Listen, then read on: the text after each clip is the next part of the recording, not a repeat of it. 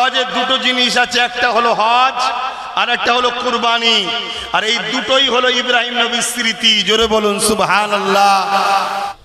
এ কথাও আল্লাহ কোরআনে বলেছে, তোমরা যখন আমাকে আমার হাবিবকে ভুলে গিয়ে অন্য কারো দলদাস হয়ে যাবে, আমি আল্লাহ যাদের তোমরা চাটুকারি করবে, দলদাস হয়ে যাবে, তাদেরকে ক্ষমতায় এনে আমি আল্লাহ তাদের হাতেই তোমাদেরকে মিটিয়ে দেব, তাদের হাতেই তোমাদেরকে লাঞ্ছিত করব। এ না জওয়ানেরা, তরুণেরা, এই আজকে বলে দিয়ে যাক, আমাদের সব থেকে প্রথম কাজ হলো আমাদের মধ্যে গাদ্দার যারা আছে, আমাদের মধ্যে মুনাফিক মুসলমান যারা আছে, এই গুণকে আগে চিহ্নিত করা, এই গুণ থেকে নিজেকে দূরে রাখা, এই গুণের কথাকে বিশ্বাস না করা, এই গুণের কথাতে ডাকে সাড়া না দেওয়া। এ যুবকেরা, তরুণেরা, বাপেরা, যেমন আব্দুল্লাহ ইবনে উবাই, তার মুখে দাড়ি ছিল, মাথায় টুপি ছিল, সে নামাজ পড়তো, রোজা রাখতো, নবী পাকের সঙ্গে হজ করেছে, জিহাদে গেছে, কিন্তু কোরআন তাকে জাহান্নামী ঘোষণা দিয়েছে। হযরত আবু বকর সিদ্দিককে যখন জিজ্ঞাসা করা হয়েছিল, ও আবু বকর সিদ্দিক, এর কারণটা কি? আপনি যা করেছেন ও তা করেছে। হযরত আবু বকর সিদ্দিক বলতে লাগলো, ওর নামাজ আছে, আমারও আছে, ওর রোজা আছে, আমারও আছে, ওর হজ আছে, আমারও আছে, ও দান খায়রাত করেছে, আমিও করেছি, ও জিহাদে গেছে, আমিও গেছি, ওর দাড়ি টুপি জুব্বা পাগড়ি আছে, আমারও আছে, এই দিক দিয়ে ওর যা আছে আমারও তাই আছে, কিন্তু আমার অন্তরে একটা জিনিস আছে যেটা ওর মধ্যে নাই। আমার অন্তরে সব কিছুর আগে আল্লাহ ও নবীর প্রেম ভালোবাসা আছে, যেটা ওর মধ্যে নাই। ও হলো মুনাফিক, আমি হলাম মুমিন।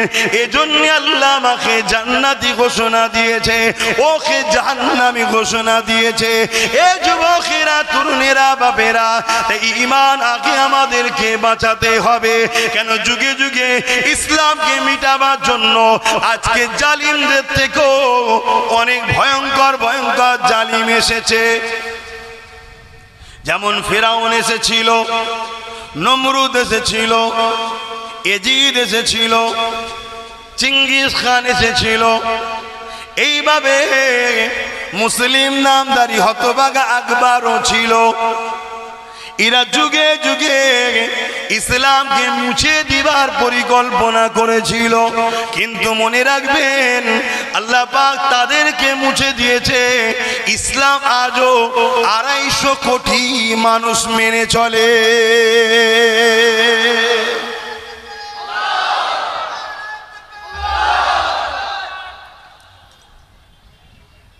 এর আগে অনেক হামলা হয়েছে বাপ, কিন্তু বর্তমান যে পরিকল্পনা আমার দেশে চলছে, যদি এই পরিকল্পনাকে আমরা বুঝতে না পারি, আর এই পরিকল্পনাকে ব্যর্থ করার জন্য আমরা যদি সংগঠিত না হই এবং যে ক্ষমতায় তারা করছে ওই ক্ষমতায় যদি পার্টিসিপেট না করে, প্রতিযোগিতায় না নামি, তাহলে মনে রাখবেন আজকে মসজিদ বিরোধী আইন হয়েছে, মাদ্রাসাকে লুটে লিবার আইন হয়েছে, কালকে নতুন একটা আইন আসতে চলেছে। সে আইনটার নাম হলো ইউনিফর্ম সিভিল কোড। শুনেছেন কি জানি না, এটা আরো ভয়ানক। আপনি ভাববেন মসজিদ যদি চলে যায় আবার বানিয়ে নেব, মাদ্রাসা যদি নিয়ে নেয় আবার বানিয়ে নেব, কবরস্থান যদি না দিতে দেয় নিজের জায়গায় দেবো। আপনি ভাববেন ঈদগাহ যদি নিয়ে নেয় নিজের জায়গাতে নামাজ পড়বো, কিন্তু ইউনিফর্ম সিভিল কোড এত ভয়ঙ্কর আইন আসছে যেখানে আপনার কোরআনকে ব্যান করে দেবে এরা, যেখানে আপনার নামাজ পড়তে দেবে না। এক দেশ এক আইন হবে। ওই আইনটা কেমন হবে? দেশের মাথায় একজন রাজা বসবে, সে যা বলবে দেশবাসীকে সেটা মানতে হবে।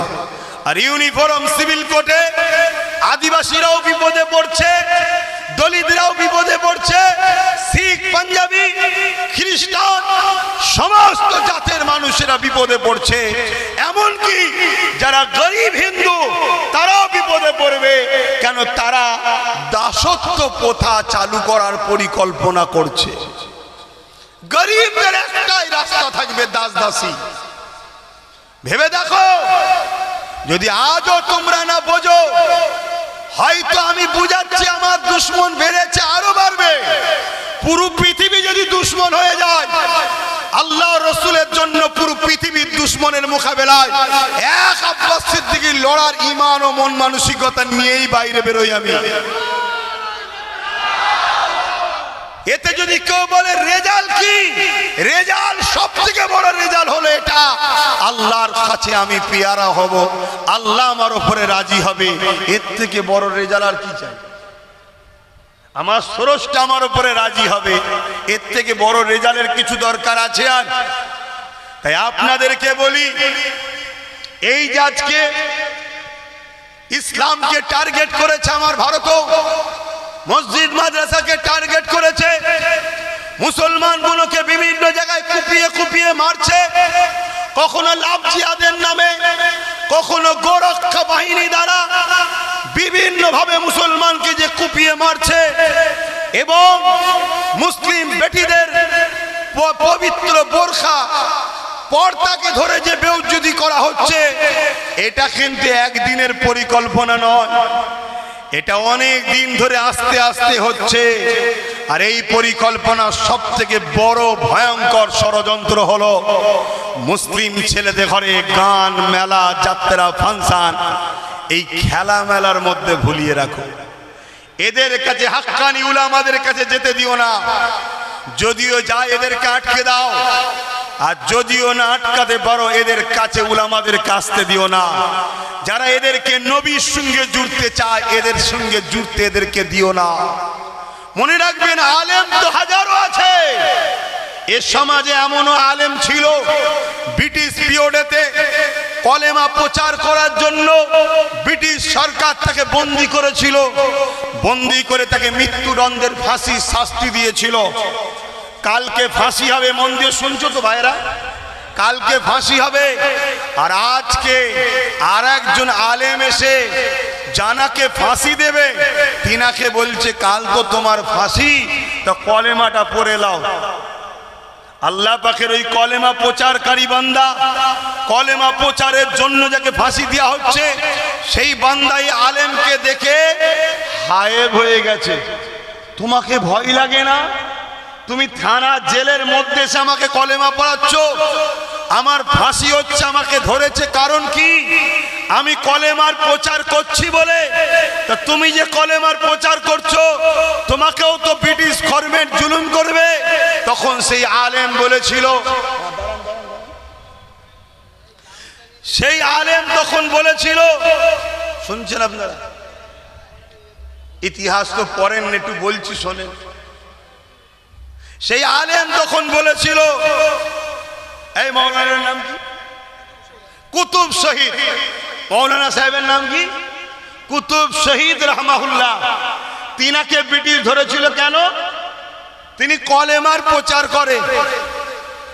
আর ওনাকে ব্রিটিশ জেলের মধ্যে কলেমা পড়াতে এসছে আর একজন আলেম।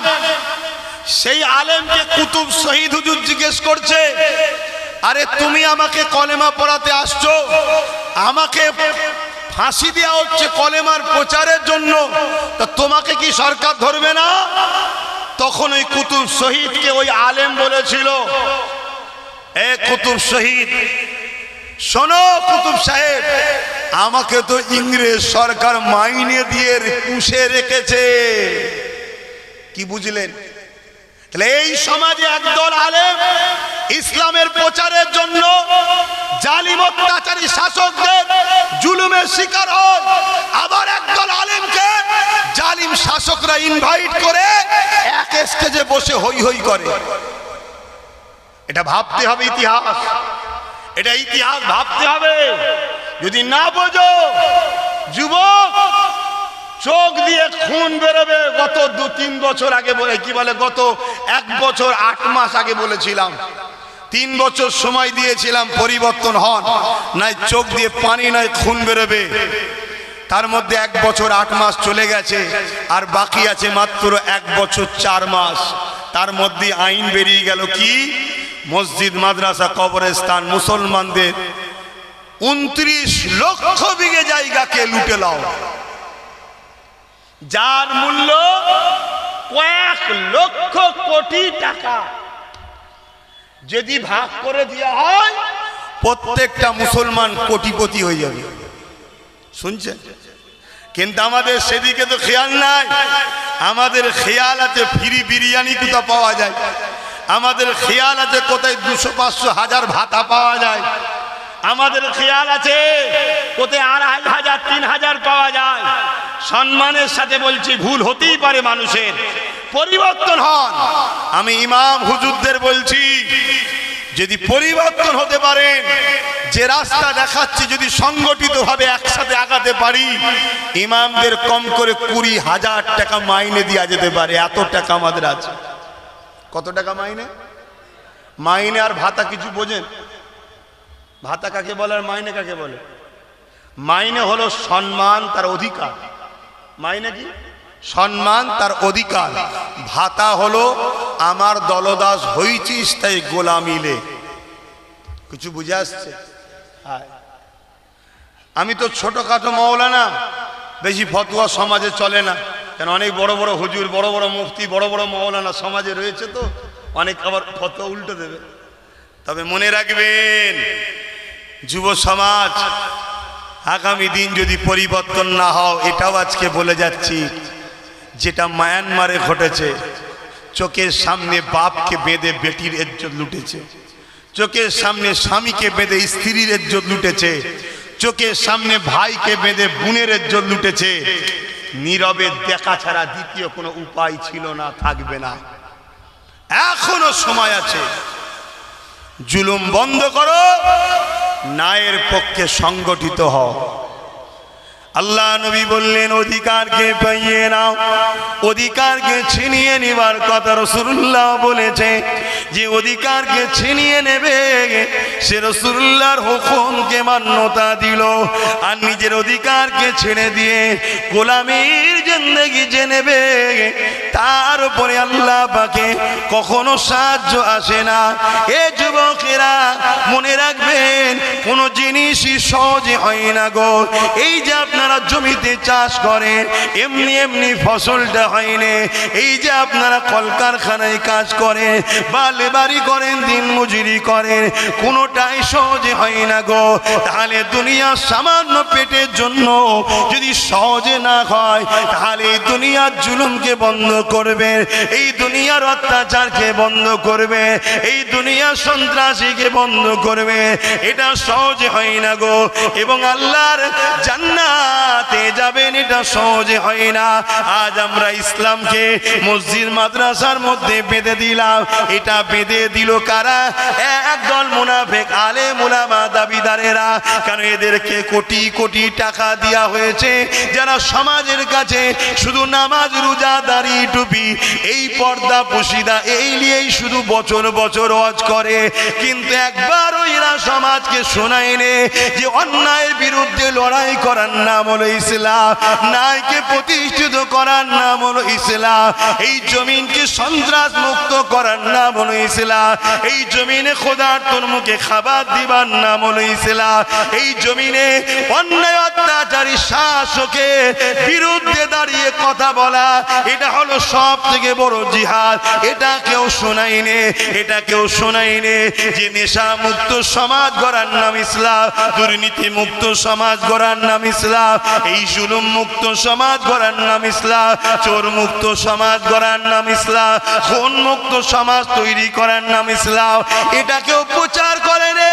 এ যুবকেরা, তরুণেরা, আল্লাহ নবী, নূর নবী, দয়ার নবী মেরাজ থেকে নামাজ এনেছে। নবী মেরাজে গেছে নবুয়াত ঘোষণার 11 বছর পর। এই 11টা বছর নবী তাহলে কি করেছিল? এই 11টা বছর ধরে নবী পৃথিবীর অত্যাচারী শাসকদের হাত থেকে আল্লাহর সৃষ্টি মানুষগুলোকে আজাদ করার জন্য সংগ্রাম করেছে। শুনছেন তো নাকি? সেটা পারস্য হোক, রোম হোক, আর আবু জেল, উতবা, সাইব, আবু লাহাব হোক, আল্লাহ নবী এই জমিনের উপরে তৎকালীন সময় যত অত্যাচারী শাসক ছিল তাদেরকে রাসূল চিঠি করেছে, মানুষের উপরে জুলুম বন্ধ করো। আল্লাহ নবী গরিবদের পক্ষে আওয়াজ তুলেছে, বিধবার পক্ষে আওয়াজ তুলেছে, নারীদেরকে জন্তু পুঁতে দেওয়া হতো, আল্লাহ নবী নারীদের পক্ষে আওয়াজ তুলেছে। কিন্তু দুঃখের বিষয়, আজ পুরো পৃথিবী জুড়ে রাসূলুল্লাহর এই মানবতার ধর্ম, ইনসাফের ধর্ম, ইনসানিয়তের ধর্ম, গরিবের অধিকারের ধর্ম, বিধবার মর্যাদার ধর্ম, এতিমের অধিকারের ধর্ম, জুলুমকে বন্ধ করার ধর্ম, নেশা মুক্ত সমাজ গড়ার ধর্ম, ইসলামের বিরুদ্ধে আজকে পুরো মিডিয়া, পুরো বিশ্বের একদল জালিম মানুষ উঠে পড়ে লেগেছে। কারণ কি? কারণ হলো আমাদের মধ্যে মুনাফিক আলেম উলামা, এদের দোষ। শুনছেন না? শুনেন। আমরা শুধু মোল্লা পাড়ায় গিয়ে মুসলমানদের কাছে বসে, বাবারা নামাজ পড়ো, রোজা রাখো, হজ করো, জান্নাত যাবে। জান্নাত যেন মৌলভী সাহেবের বাপে জান্নাত যাবে। হ্যাঁ, ইমাম হোসেন নামাজ পড়ে না? যদি নামাজ পড়েছিল জান্নাত যাবে, তো কারবালায় গেছিল কেন? এজিদের বিরোধী করেছিল কেন? শুনছেন না? শোনেন না?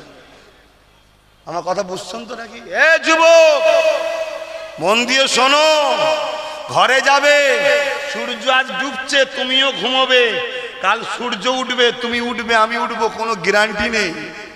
জবাব আল্লাহর কাছে দিতে হবে সবাইকে।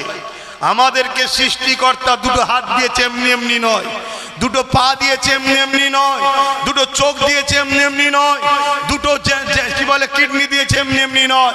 আল্লাহ আমাদেরকে এমনি এমনি বানাইনে, আমাদেরকে দুটো কাজ দিয়েছে, অন্যায় মিটাও, ন্যায়কে প্রতিষ্ঠিত করো।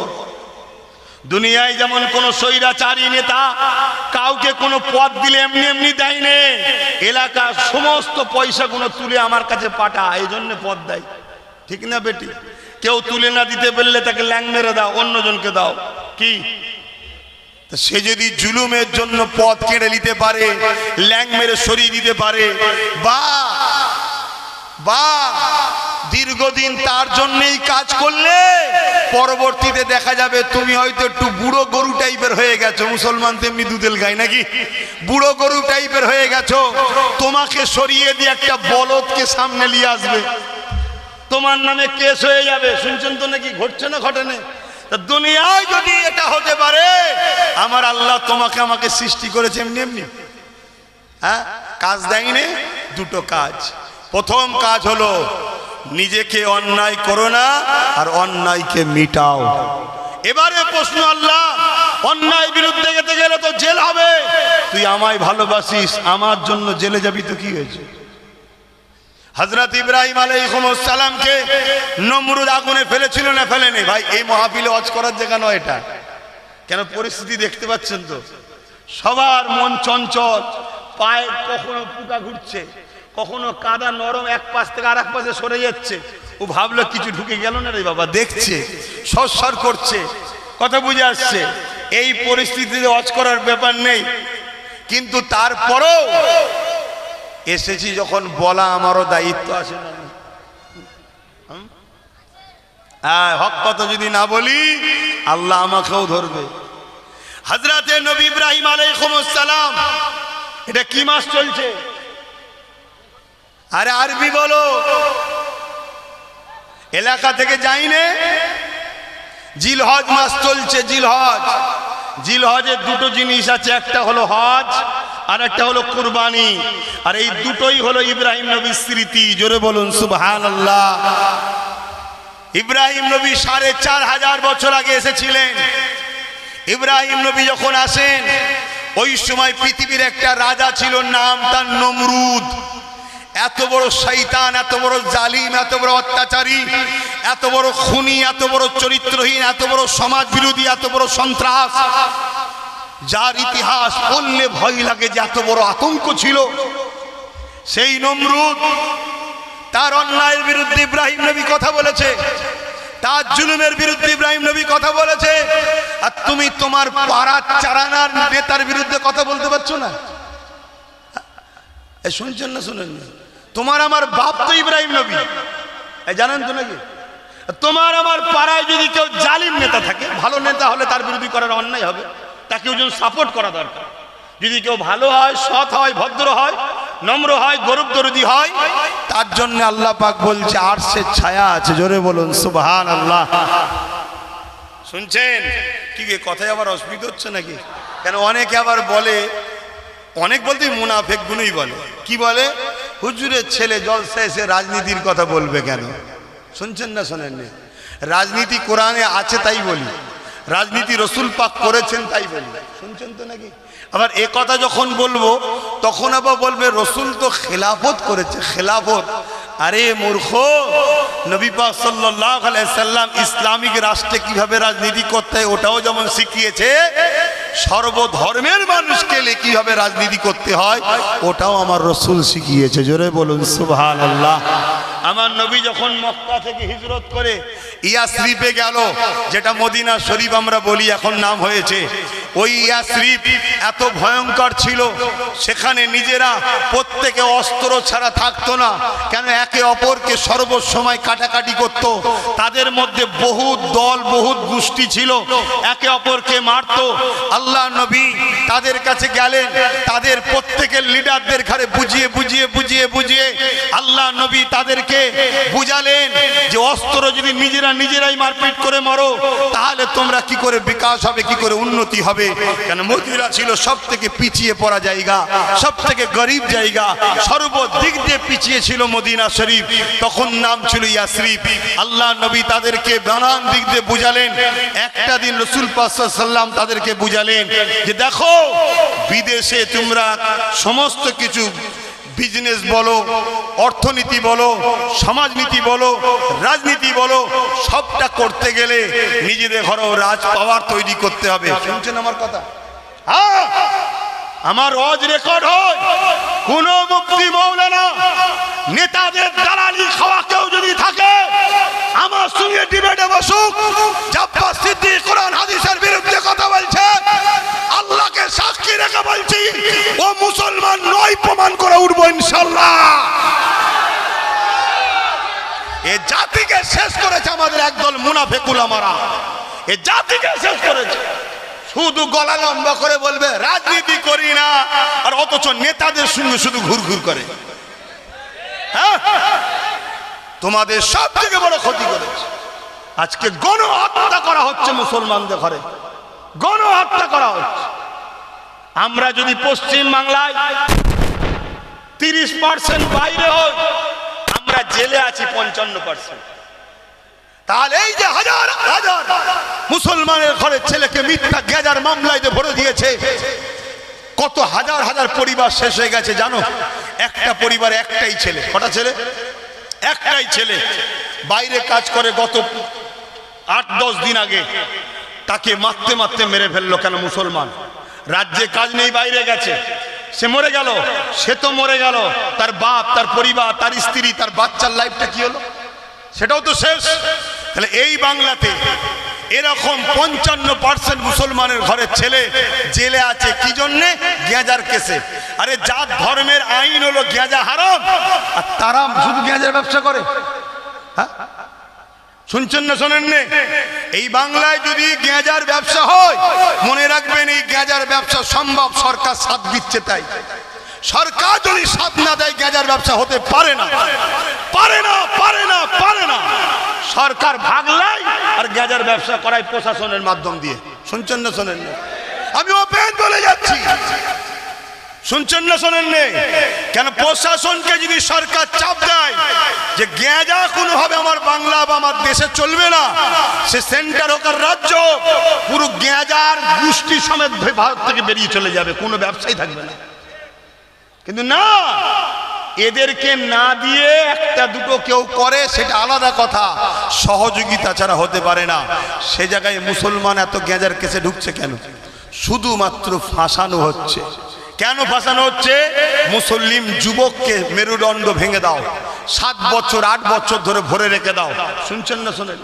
ভরে রেখে দাও।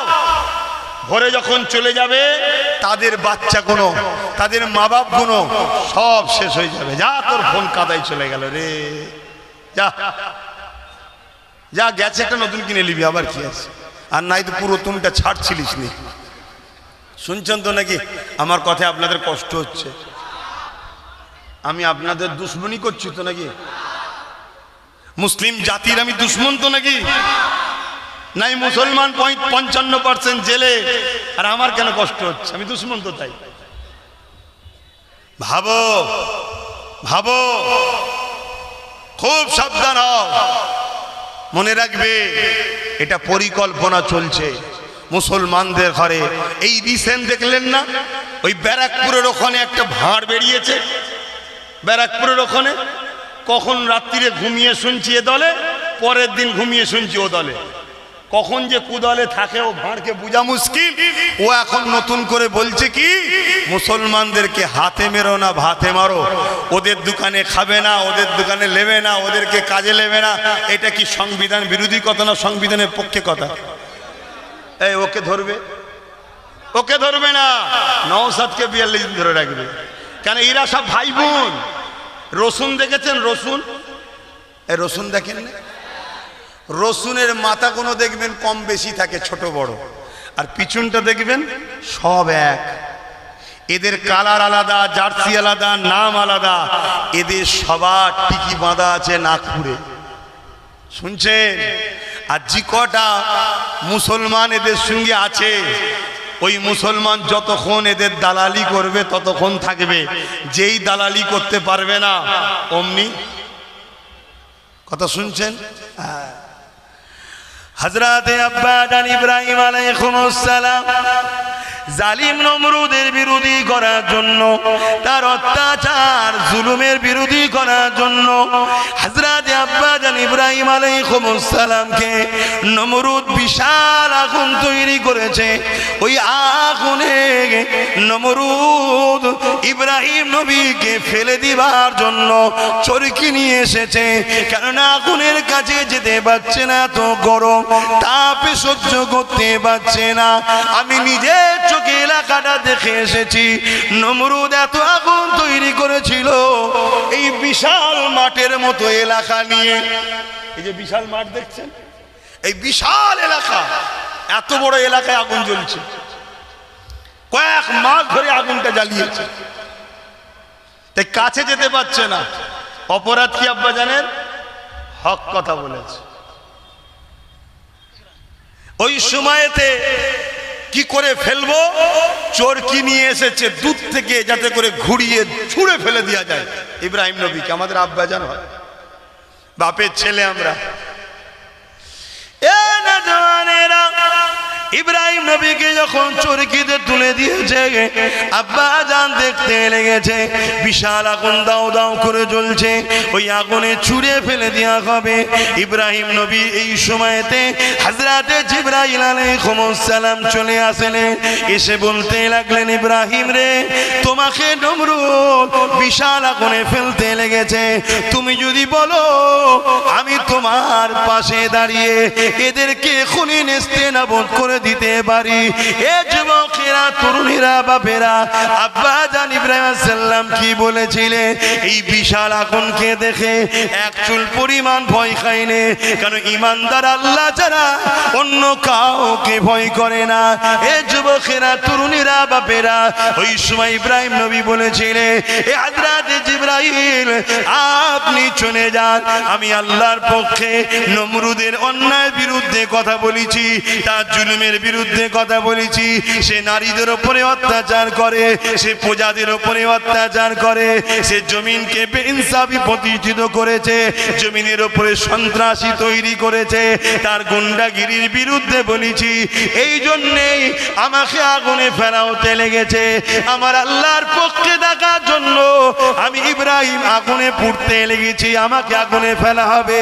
এই আগুনে আল্লাহর জন্য পড়া, এটা আমার জন্য বড় খুশির বিষয়। তবে জিবরাইল, আমাকে যে আগুনে ফেলা হচ্ছে এটা আমার আল্লাহ দেখতে পাচ্ছেন তিনি অবশ্যই শাইউন কাদির, তিনি সর্বশক্তিমান। তিনি যদি আমাকে হেফাজত করেন অবশ্যই করতে পারেন, আর যদি না করে আমাকে যদি আগুনে পুড়িয়ে আল্লাহ খুশি হয় যে ইব্রাহিম আমার জন্য কথা বলেছিল, ইব্রাহিমকে আগুনে ফেলে পরীক্ষা নিলাম, ইব্রাহিম আল্লাহর পরীক্ষায় আল্লাহর খুশির জন্য একবার নয় 1000 বার যদি আবার আল্লাহ জিন্দেগি দেয় 1000 বার হক কথা বলবো আল্লাহর জন্য, আল্লাহর খুশির জন্য আগুনে পুড়তে রাজি আছি। আরো জোরে বলুন সুবহান। তাহলে আমরা তো সেই বাপের সন্তান। হক কথা বলার হুকুম আল্লাহর, অন্যায়ের বিরুদ্ধে কথা বলার হুকুম কার? এতিমকে ভালোবাসা, বিধবাকে ভালোবাসা, গরিবকে ভালোবাসা। সে যদি হিন্দু গরিব হয় তারও সাথ দেওয়ার হুকুম কার? জোরে বলো আল্লাহ। নিজের মাতৃভূমিকে ভালোবাসা নবী সুন্নাত। এই কাজ করতে গিয়ে যদি তোমার আমার উপরে একটু জুলুম হয়, জানতে হবে আল্লাহ পরীক্ষা নিচ্ছে যে আমাকে কতটা ভালোবাসে দেখি। এক কথা শুনছেন না শোনেন না? মায়ের কোলে বসে কথা বলা তো খুব সহজ, বাইরে বেরিয়ে তুমি যেই কথা বলছো তখনই আল্লাহ একটু পরীক্ষা নিচ্ছে প্রেম আছে না নাই। অমনি ধৈর্যহারা হলে হবে? হ্যাঁ, ধৈর্যহারা হলে হবে। মনে রাখবেন, কোন নির্দোষ ছেলে যদি ইসলামের অনুসারী জেলে যাও, ইউসুফ আলাইহিস সালামের সুন্নতের নেকি পাবে। জোরে বলুন সুবহানাল্লাহ। ইউসুফ নবী নির্দোষ ছিলেন, তৎকালীন সময়ের মিশরের বাদশাহ আজিজ তেনাকে জেলে দিয়েছিল। তো বাপ, এটা যুগে যুগে হয়ে আসছে হক আর ন্যায়ের কথা। অনেকে আমাদের সমাজের বুকে আমাদেরকে শুধু এই লোকটাই দেয়, নামাজ পড়ো, রোজা রাখো, আল্লাহ আল্লাহ করো, দুনিয়াদারিতে এইসব অত মাথা ঘামাওনি, তোমরা জান্নাত নেবে, আখিরাতে জান্নাত নেবে, জান্নাত নেবে। আর অথচ আল্লাহ আমাদেরকে শিখাচ্ছে রব্বানা আতিনা ফিদ দুনিয়া, দুনিয়ার ভালাই ইচ্ছা, অফিল আখিরাতে হাসানা, পরে আখিরাতের ভালাই ইচ্ছা। আর আমাদেরকে কি শিখাচ্ছে? কিছু মাথায় ঢুকছে? তুমি যদি সত্যি আল্লাহকে ভালোবাসো, সত্যি যদি তুমি নাজাতটা পেতে চাও, তাহলে তোমার মধ্যে এই বৈশিষ্ট্য তো লাগবে, অন্যায়ের বিরোধী করা, ন্যায়ের প্রতিষ্ঠিত করা। এই অন্যায় দুই ধরনের হয়, একটা হলো নিজের ক্ষতি আর একটা হলো ইসলামের ক্ষতি। এ যুবকেরা, তরুণেরা, বাপেরা, ইসলামের ক্ষতি যারা করবে, ওই অন্যায়কারী কখনো ঈমান থাকতে পারে না, এবং ওই অন্যায়কারীর বিরোধী যে না করবে তারও ঈমান থাকতে পারে না।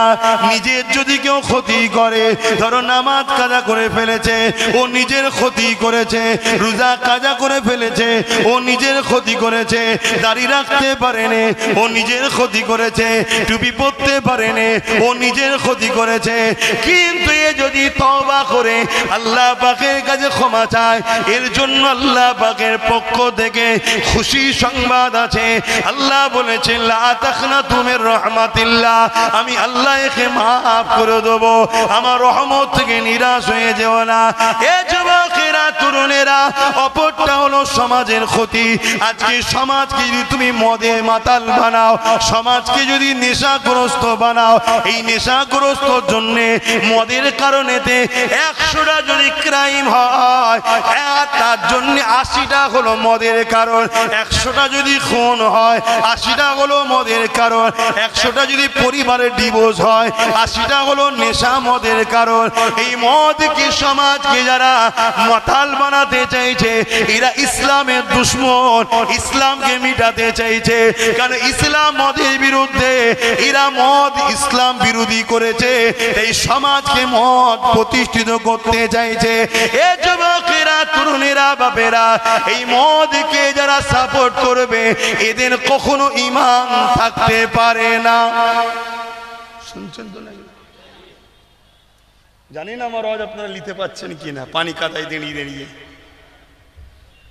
হ্যাঁ, আমি বলে যাচ্ছি তো,